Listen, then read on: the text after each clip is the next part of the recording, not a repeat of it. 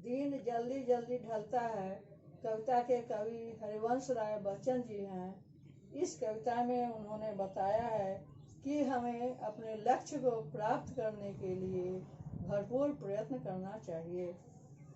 कवि कहते हैं, हो जाए न पथ में रात कहीं, मंजिल भी तो है दूर नहीं, या सोच थका दिन का पंथी भी जल्दी जल्दी चलता है, दिन जल्दी जल्दी ढलता है।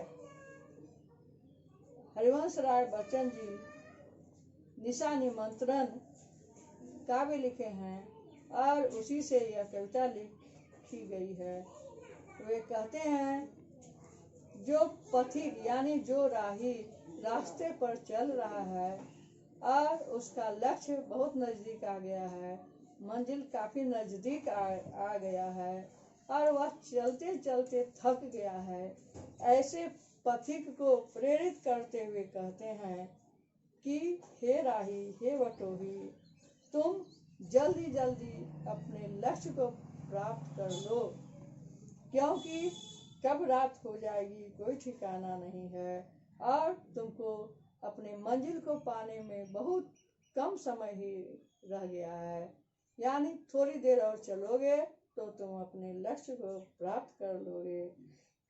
यह सोच करके रास्ते पर चलने वाला पथिक यानी राही जो है अपनी चाल को तेज कर लेता है और जल्दी जल्दी अपने लक्ष्य की ओर पहुंचने का प्रयत्न करता है।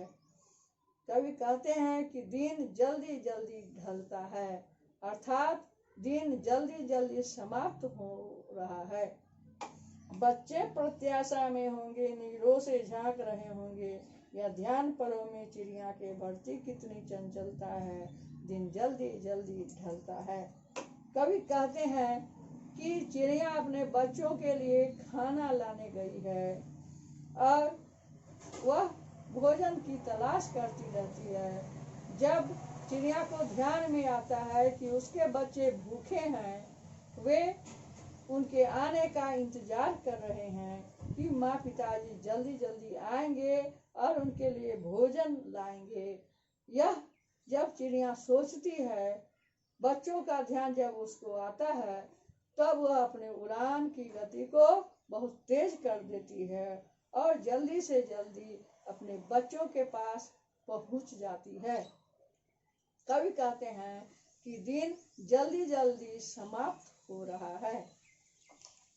मुझसे मिलने को कौन विकल, मैं हूँ किसके हित चंचल, यह प्रश्न शिथिल करता पथ को भरता उर में विह्वलता है, दिन जल्दी जल्दी ढलता है।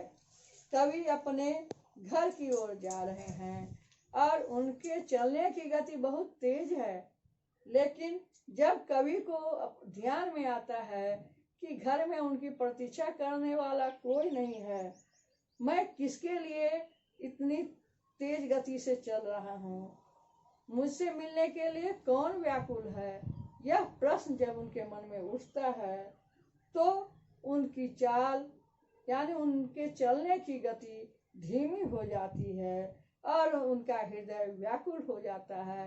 उन्हें अपनी पहली पत्नी की याद आ जाती है और कवि जो है चिंतित हो जाते हैं, दुखी हो जाते हैं, व्याकुल हो जाते हैं।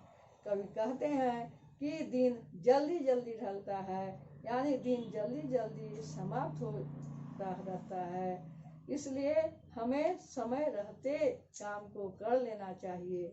यहाँ जो है कवि हमें यह भी बताना चाहते हैं कि हमारा जीवन भी जो है एक कहा जाता है कि मृत्यु से लेकर जीवन तक, जीवन से लेकर मृत्यु तक यह एक रास्ता ही है।